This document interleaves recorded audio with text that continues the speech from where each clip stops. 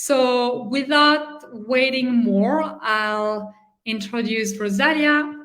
And here you are, Rosalia. Good evening to you. Hi, Camille. Thank you for having me with us. It's my pleasure. I'm so excited to talk about my favorite topic, which is getting out from under debt. Thank you, Rosalia. Do you want to say a few words about who you are and what Bixie is and does, like very briefly, before we dive into asking you all the questions we have about how to pay off debts? Absolutely. So Bixie is a financial technology company. And as Camille mentioned, we're really about focusing on walking women through, accompanying you on your journey towards financial freedom. We do this by encouraging savings and generation of money, so wealth generation, through three key ways, and that's knowledge, network, and tools. We provide financial literacy, automated financial literacy on our application. We provide a community of like-minded women who are also interested in connecting and supporting each other through their financial journey, including with events like tonight, where we share tips and tricks on how we got ourselves out from under debt. And then we provide the tools. So the tools necessary. Once you feel confident in your knowledge and you feel supported by a network, these are the tools that you can avail yourself of when you're ready to make those key decisions when it comes to investing and saving. So, we have put all of this on an application. It's available on iOS and Google Play, and we'll put a link in the Facebook and the YouTube link below so that you can download the app, which has gone live in the Philippines. Thank you, Rosalia. I'm just screening some of the comments we have, so you can also have all the information you want about Bixie. And I think we'll be slowly starting with the first question I had for you, Rosalia, talking a little bit about your own background, like yourself. So I know your mother was an overseas Filipino worker, and you also yourself, you experienced how it feels to have debt.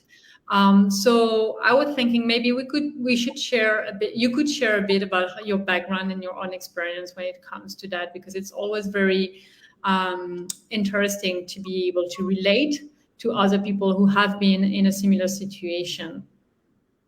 Yeah, so my mother was from the Philippines, from the north, to those of you who know, from a very small town in the north, in the province of Cagayan, outside of Tuguegarao. And she became a nurse and traveled to the US. My father also was a migrant worker. He moved from Kenya to the US, and that's how the two of them met. It was, there was some difficulties at the beginning. As I shared with Camille, my mother ended up getting rather sick. And she had to make some really important decisions when it came to, how she was going to ensure that my sisters and I would be able to access education when she was no longer with us. And it was actually a really critical financial decision that she made that made it such that I was, able to pursue not only some education, but a higher and then the highest possible education because of this important decision. And that important decision turned out to be life insurance, not to be moribund about things. But it's, and these are the type of things that, when you're a healthy 35-year-old woman, you're not thinking about purchasing life insurance.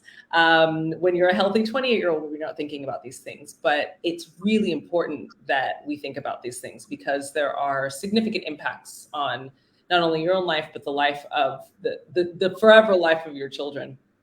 So it was actually, looking at those decisions and then looking also at my own decisions that made me want to come up with the idea for Bixie. So some of the decisions that I made, I was very lucky.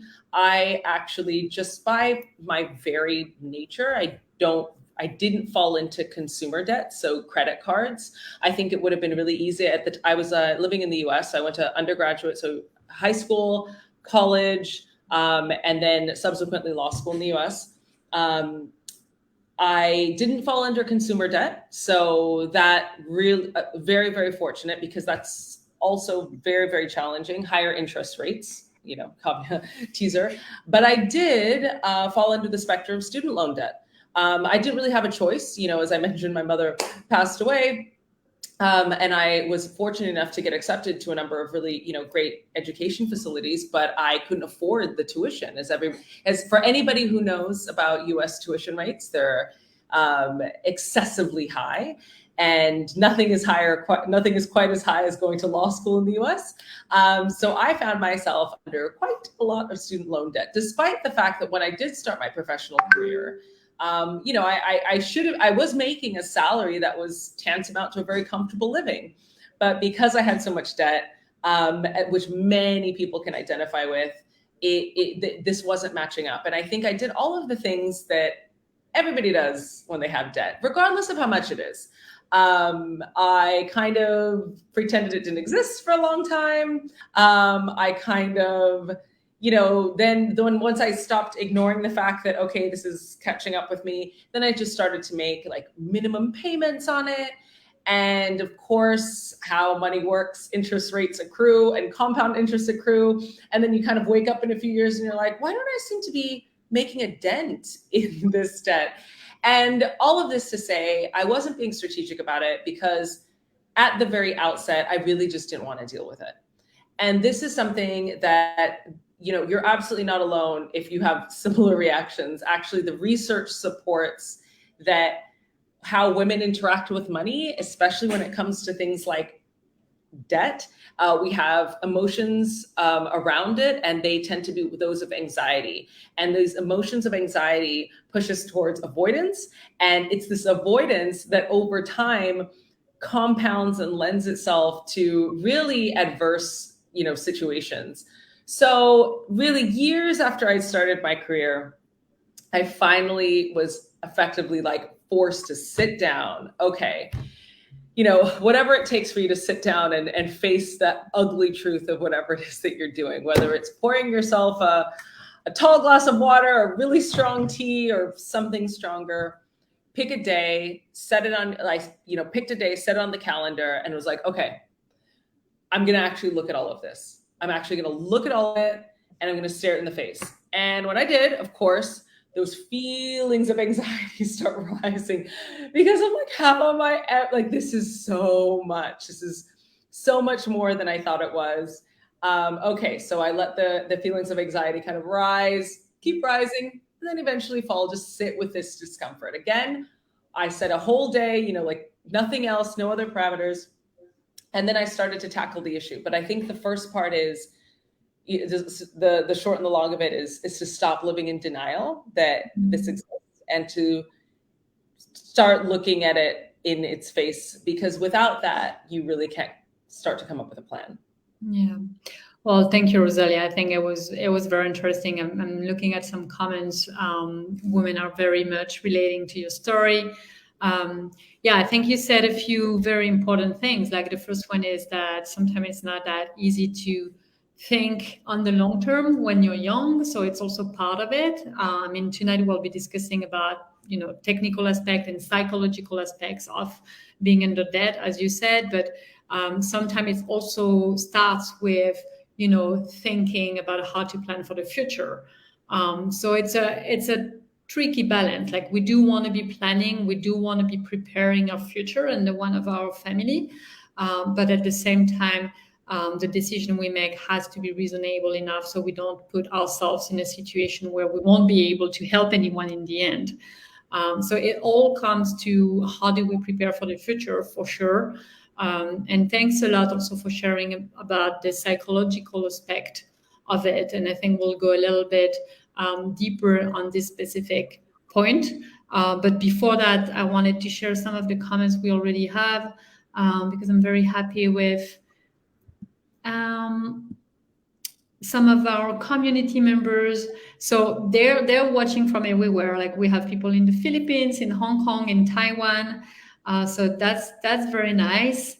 And we have Jeneline saying how inspiring stories sis Rosalia, new migrant domestic workers can relate about that struggle and hardship.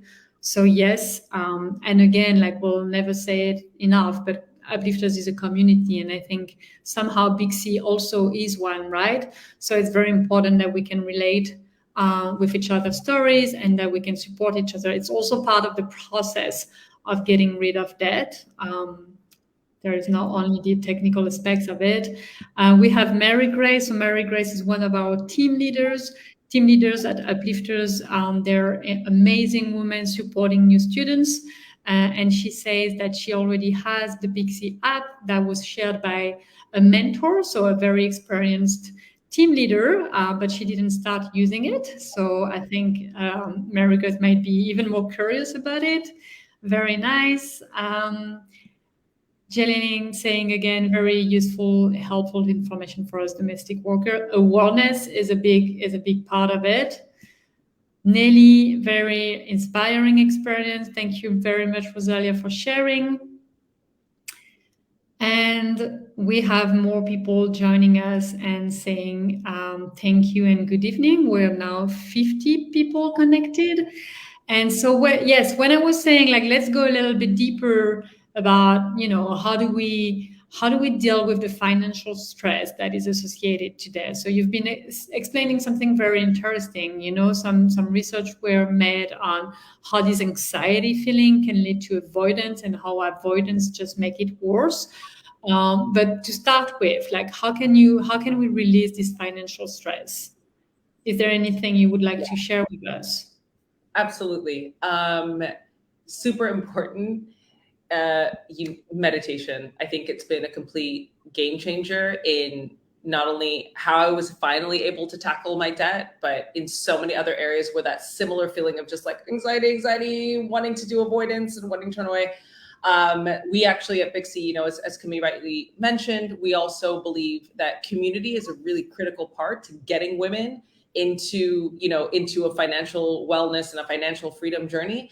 So part of the series that we do is actually a series on wellness. So we have mindfulness coaches. We have a mindfulness and yoga session this Friday.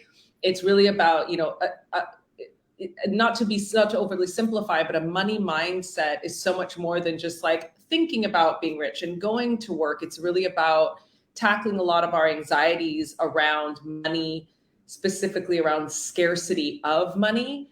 And that to me is, a lot of that really starts with just trying to be okay with the emotional fluctuations and to realize that it doesn't have an impact on reality. Like how I feel about this arbitrary number sitting in a bank account somewhere saying that I owe them does not have a realistic impact on like where I'm sitting right now. And so I think that is a really critical tool to really start looking at your debt. Thank you, Rosalia. Yeah, I think meditation is very important. And I think it's, as you said, at some point it comes to acceptance, like being under stress, like whatever source of stress we're talking about, it's accepting that we cannot always be happy, we cannot always be in control. But that, there is the way we feel, the way we think, and then there is the reality of the facts, and trying to kind of distinguish both is very important. I do have a question here, very, very interesting one, about how can you make a right decisions while you're under financial distress? Is it something you'd be happy to answer to? Yeah. So I remembered this one particular situation. I was studying, and when obviously I was studying, I was already accumulating student debt, and I wasn't earning a lot of money despite the fact that I had a lot of different side jobs, right? And I got a flat tire on my car, which doesn't seem like a big deal, but when you're living on a very, very tight income, that was tantamount to like a quarter of my rent at the time. And I remember being so distressed about this because, I was already working so hard and doing everything I can and like eking out a living. And then on top of it, I have to somehow find a way to, pay for the car that I need to go to the 10 jobs that I have. Right. And I think, how to make a right decision in that moment. I don't think there are many wrong decisions. I think the best decision you can make is to prioritize based on what's needed. Now, okay, maybe there are some wrong decisions. Wrong decisions would have been like, oh, what do I do? And like go to a bar and have a drink and spend the rest of my money there. Maybe not the best decision. But beyond just complete avoidance, I think the right decision is to not avoid. The right decision is to look at the problems in front of you and decide what's the most imminent. So my rent is due in 2 weeks. My job I have to get to in 1 day. The job pays for the rent. Okay, so I think that's like the order of operation, right? Like figure out a way to solve the car issue, then figure out a way to solve the job, and then figure out the way to solve a rent. In some of these cases, it might actually, maybe a bridge loan, maybe an extension of credit is the right choice, but be very wary of extensions of credit, of course. Like you want to make sure they A, come from legitimate sources, B, like the fine print is read, that there are, the interest rates aren't super variable or will, impact you adversely in the future. But I don't think there are many wrong decisions as long as the key decision you're making is to tackle the problem in front of you. Yeah, thanks. I think it's a very good reminder, and like what the most important thing, and we often say that at Uplifters, is that you feel the decision is your own. It's really about owning your decision, as long as it feels right with you, and that it's not a complete nonsense, as you just give this example of going to a party and drink just to avoid. So my advice also to the community would be like, don't overthink it about whether it is a wrong or right decision. And try to find this balance in between listening to what your heart is telling you and making some sort of logical, decision. So I think it's very good advice. Can I also just point out one thing? The absurdist example I gave was, oh, I'm just going to leave and go to a bar. I think one that a lot of people actually secretly do is go online and buy something online. I think that's more modern and more relatable equivalent of I'm going to go to a bar and have a drink. Why? Why is somebody in debt and then they go online and buy something else because they're sated, because it's soothing, because it has an immediate impact. I think a lot of people have to be really cognizant, especially anybody listening right now, if that's a behavior that you have, that might not be the best decision to make in the instance when you're facing a lot of debt. Thank you. I think it's a very important one, and I think it's always good not to make like this impulse some sort of taboo, and very important to also discuss them. Like with many of us have been there before, so and there is no shame about reacting this way. Again, it's very important to just speak out and see that you're not alone, and that we all have different reactions to how to deal with stress. And they're fine as long as we are aware. And I think it goes back to one of the comments I screened before. Awareness is very important. I do have a few comments that I'll be happy to read out loud. So we have Erza just saying we need to have an abundance mindset and just be grateful for everything we have in the moment and not focus on the lack. So that was in response to how do we deal with stress. And I think it's a very good one. And I'm happy that we'll be hopefully have enough time at the end of this episode to just share a bit about what we're grateful for. I think it's a very, very good practice. And we also have Anne-Marie saying, so she's saying hi, and she said she's heard about Bixie from Liz, who is the mentor I was alluding to just before. And she found it very helpful and very easy to use. And the most interesting part is the fact that you cannot actually have a group that you will hold accountable to whatever you create about your financial plan. And so I think, thank you, Maria. It's very, very, very relevant and very aligned to what Rosalia and I were saying about the importance of the community and also the importance of being surrounded with people who know what you're going through and who potentially have the same goal than the one that you have. That will help the motivation to sustain. That's for sure. Thank you for that. So now we'll slowly go into more technical aspects of it. So I'm not the expert here, but I thought it would be nice to maybe just go back to those two well-known methods when it comes to pay off debt. So for those who know Uplifters well, so we have this Dare to Dream online course where we help domestic workers to prepare for the future, and then we have a chapter about how to get rid of that. And in one of the lessons that we have, and I'll just be quickly sharing my screen with you, we are talking about two different methods. So let me share my screen. Yeah. So the first one is what we call it the debt avalanche method. So this one is, let's say, the most financially logical approach. So it consists of paying off the highest cost debt before. So what does that mean? It means that you're looking at the ones that are with the highest interest rate. So it's not really about like looking at the principal, looking at the amount of the loan that you took in the first place, but really looking at the interest. So that is for one option. The other one, we call it the debt snowball method. And so this one is not that financially logical, not as financially logical as the other one. What the other one will help you do actually is to reduce the global amount, like the total amount of your debt, super fast, like faster. That is what the avalanche method will do. The snowball method, it will actually, it's more about what you were saying about like how overwhelmed you might feel when you have more than one debt.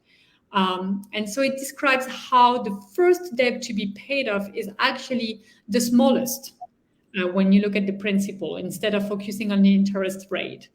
And the reason why this method also works very well in the end is that because you'll be quicker in paying off the smallest one, then it will be gratifying. You will feel your self-confidence being actually boosted. And so the idea to experience quick wins will actually help you stay motivated on the long run and pay off the other debts afterwards.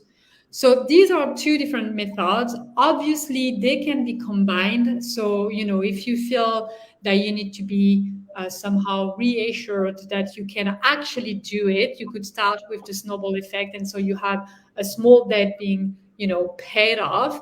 And then after you can, feeling like more confident to tackle the highest cost ones. So I don't want to be, spending myself at least too long on those technical aspects. But the one thing I wanted to say is that what these two methodology advise you to do in the very first place, and this is what you did, Rosalia, yourself, as you were just mentioning it at the very beginning, is making a list of all your debt. So you have this general picture, you have an overview of your situation, and that can be the psychological, overwhelming phase of the whole process, but that is a must. Whatever you decide to do afterwards, like however you decide to actually tackle the challenge, you need to start by listing things. So I'll just give the floor back to you, Rosalia, if you want to be saying a little more about how important it is to list those debt and why that is important. Yeah, so regarding those two methods, happy to say I did both of them. So that's how much debt I had. So the first part is, so I don't know, for those who are not familiar with how student loans work, there is kind of your big student loans, and then there's all of these attendant smaller student loans.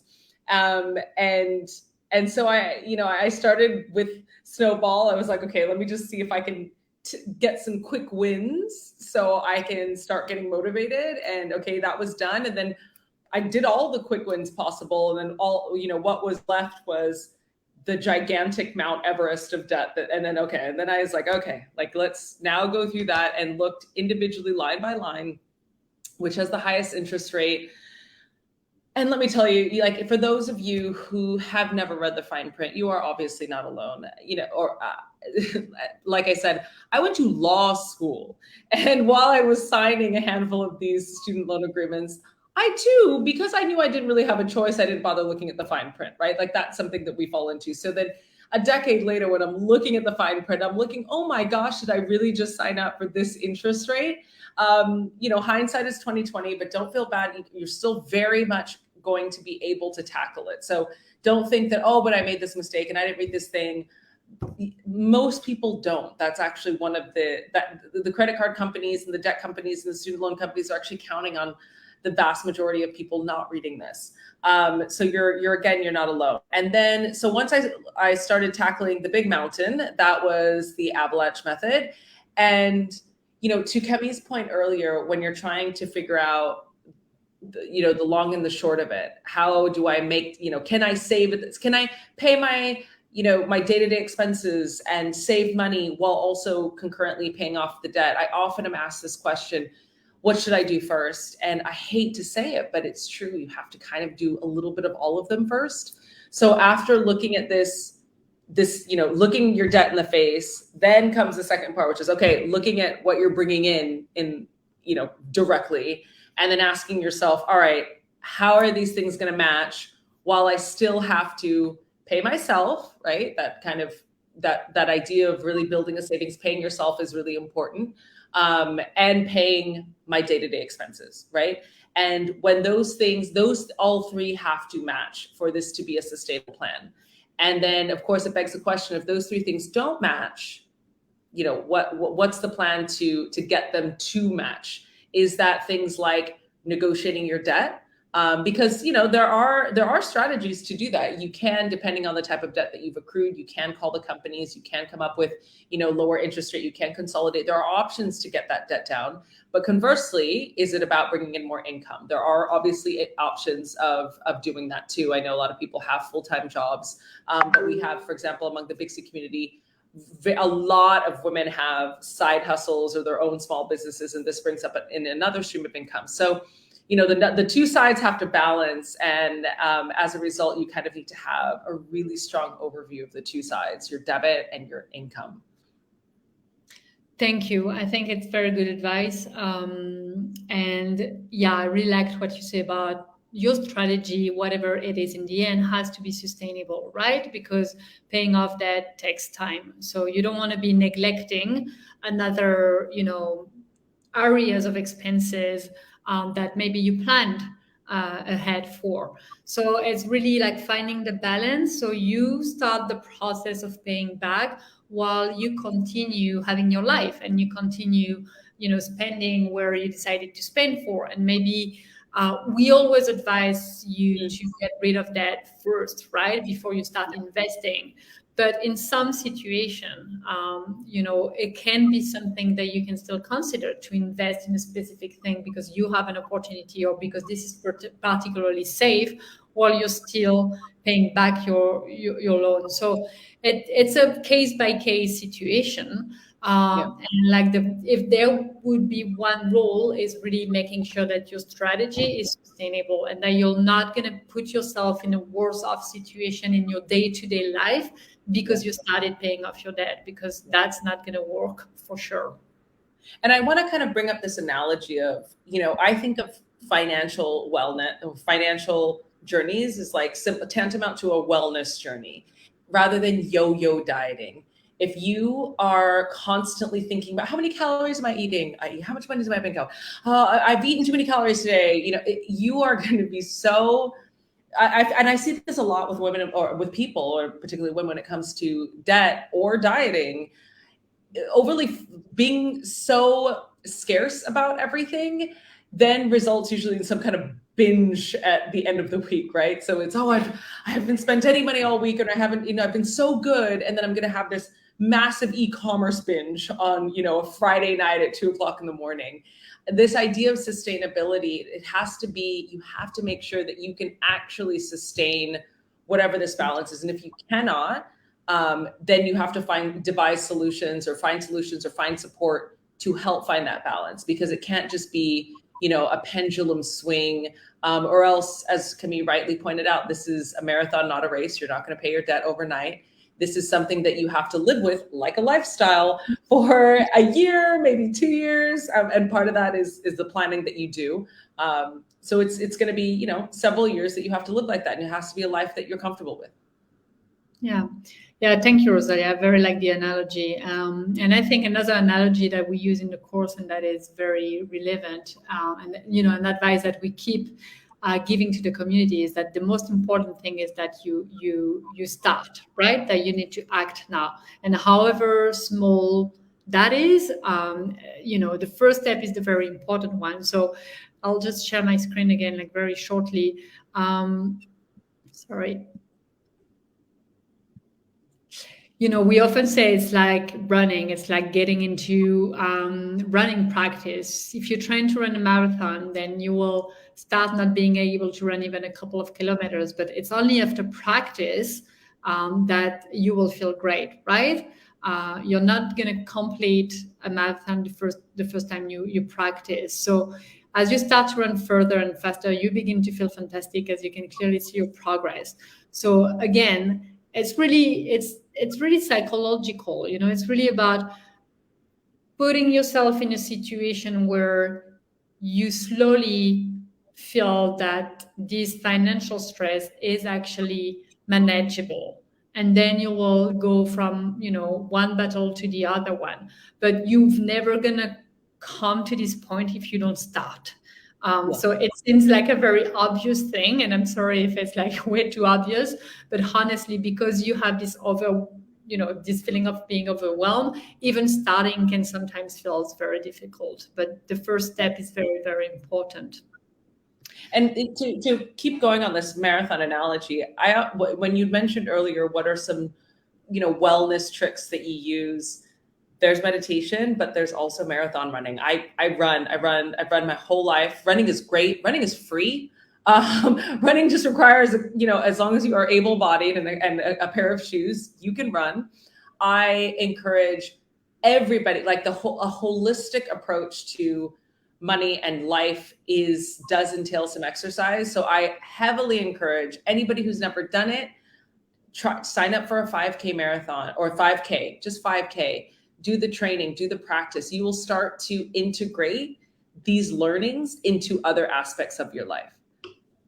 Yeah, I love it.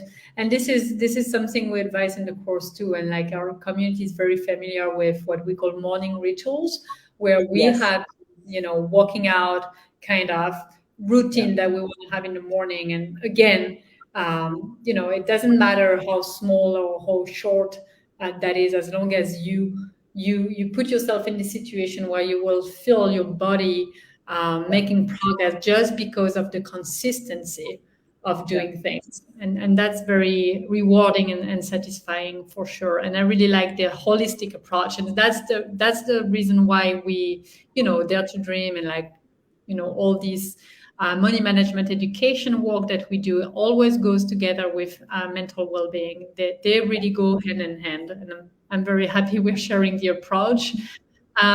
We have a very nice comment here from Labis Nasinat Khan saying, yes, that's the good thing to make yourself more satisfaction for thinking your payment.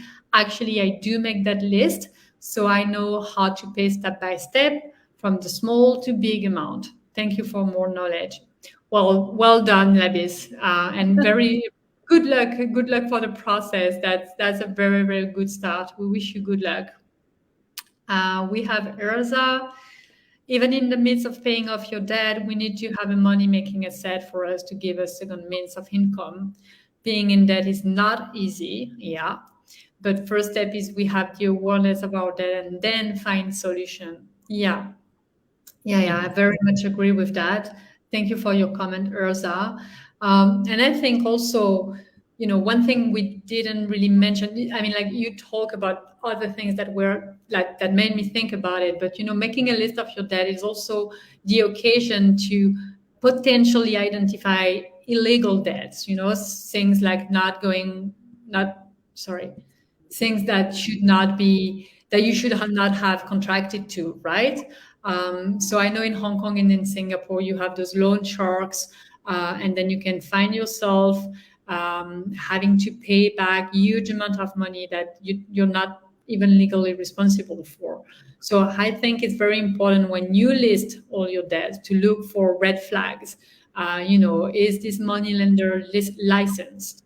Are these interest rates legal or illegal? Did they hold your ID documents, for instance? Because if you are in this situation, then one thing you can do is also seeking help. There are many organizations in Singapore and in Hong Kong and everywhere that can help you, that can give you legal counseling, legal advice. So these days can be taken off your basket. So that's another reason why you really want to be listing off your debt and really having a close look at them. And I will just screen, I don't have the name of the organizations with me, but we can send that in the comments later. Or if someone from Singapore want to be sharing some tips about which organization can be reached out to in these situations, feel free. I know in Hong Kong, because sometimes also those illegal money lenders, they can harass you. They can come to your employer, and this is not necessarily something you want. But so you can file a complaint with the Hong Kong Police Money Lender Unit. So you have the phone number here. And for legal advice, you can go to Help for Domestic Workers or Mission for Migrant Workers. So those organizations are based in Hong Kong. But my point here is that is another interest, that is another advantage of making a list of your debt. And I hope no one is in this situation, that being said. All right. Well, thanks a lot, Rosalia. That was very, very interesting. I'm mindful of the time, so I think we're going to slowly come to an end. But if there is any last piece of advice that you want to be sharing with the community, be it technical or holistic, that is the time for you now. To be sharing it. Yeah, I do. I really want to. Well, first, I want to say congratulations to all of you who showed up today. This is that critical first step. It's the first week of January. You're really taking an important step towards making this year different than last year. Just to let you know, every beginning of every year, I sit down with my family and we come up with what are our financial, what are our goals for the year? Not just financial, but what do we want for our life? And this starts with a vision board plan, and then we get into the nitty-gritty of okay, let's open up our budget and expenses and let's see to what extent our visions are achievable. I think that just you coming here, wake up the next morning and taking stock and doing something about it, that's fantastic. You're already further than I was for at least the first 10 years of me having my debt. The next thing I want to point out is I really hope that you're able to work through the shame of debt. I think one of the things I'm most frustrated with about debt, even when I had debt, was that everybody pretends that they don't have debt. And the reality is we live in a consumer capitalist society that hands out credit cards to children like candy. Everybody has debt. People have mortgages. That's a debt. People have cars that they have not paid wholly. They're a lease. That's a debt. You're absolutely, and I want us to get away from this shame mindset, because that really holds everybody back. Nobody is concerned about saying what their net worth is, being on the cover of, magazines saying how much I'm worth, but nobody wants to say that for how much debt they're in, even though they're usually flip sides of the same coin. So I think, just know that you're not alone. Know that everybody around you has some kind of debt, and you are actually just somebody doing something about it. So I would also encourage you, and I know this is wrapped up in a little bit of the shame of it, get a buddy, get a debt accountability buddy. As one of the commenters mentioned earlier, it's great to find a group, to hold each other accountable. That was a really important part for me in my debt journey, being held accountable by my own family members, because my debt was impacting the rest of my family. So I think it's really important to find a debt buddy, be like, hey, are you on the same journey as me? Great. Let's set up our morning routine. We'll, make sure we're doing our meditations, our exercises. We'll check in once a month and see how our debt journey is going. it's really important that after looking at the problem, accepting that it exists and coming up with a plan, that you have an accountability, built-in mechanism, because then you'll really start to see traction. And I'm not using this as a shameless plug, but I am going to plug Bixie in this regard, because we do have a platform for being able to set up your goals, and where you can kind of put in, this is my goal, this is when I want to reach it, this is how much it's going to take every week or every month, or and this is something that you can share with a buddy. So whether it's on our app or on a piece of paper, I really encourage you all to do that. And absolutely best of luck. I promise you can do it. I promise you it'll come to an end one day. And it will be the opposite of that feeling of anxiety. I cannot tell you, when I finally made my last student loan payment, I felt like 10 years had been lifted off of my back. It is an amazing feeling. And I will tell you, I will never get in debt again in my life. I'm not even one penny in debt. So it's a wonderful feeling. It's well worth it. And it's completely achievable. So best of luck. I hope that you are able to kickstart this journey this year. Thank you so much to Camille for this opportunity to speak with all of you, and Happy New Year to everybody. Thank you so much, Rosalia. I love how you help them project themselves, and visualization is also a very, very nice tool, right? Visualize yourself, being free from that. It will help you in the moments that are more complicated. Thank you, Rosalia. It was very inspiring, very informative. I loved it. We usually end the episode with sharing what we're grateful for, like the day that just passed or the week that just passed, because it's one of the best habits that you can create actually when it comes to mental well-being. Is there anything you want to share about what you were particularly grateful for today, or like the past few days, Rosalia? So I actually do this with my husband every single night before bed. We say 5 things that we're grateful for. It's a wonderful practice. So I have so many things to be grateful for today. I'm really grateful to have spent, quality time with my newly born daughter. So that's, always a point of gratitude. Really grateful for the amazing dinner that my husband made tonight, so that I could be part of this live and, stay out late and, and he's with the baby. So I'm really grateful for that wonderful meal. And I'm really grateful for the health of myself and my family during these very difficult times, because I know that's absolutely not to be taken for granted. And the list could go on and on, but I'll end there. Camille, what are you grateful for? Well, thank you for sharing, Rosalia. I think I'm very grateful to have, to be surrounded with people who are helping me, having the life as well. Like my neighbor just offered me to take my daughter with her because she knew that I was very busy in the afternoon. And my daughter is doing homeschooling, given the COVID, past developments. So I'm very grateful to have her offering some help. I'm also very grateful. I mean, that was like a few weeks ago, but we had very nice holidays and I felt very rested. And when I came back to work, I mean, I know how meaningful my job is, but sometimes when you feel a little rested, energized again, then it becomes even clearer. So I'm very grateful for my job, actually, and very grateful to have the occasion to meet women like you, Rosalia, and all of you who are watching us. And I'll just end the whole session saying that I'm extremely proud of you, that you keep making me feel very humble every day. And as Rosalia said, I know you can do it. And we're very happy to help here with the community and the education, and we'll keep doing it for sure.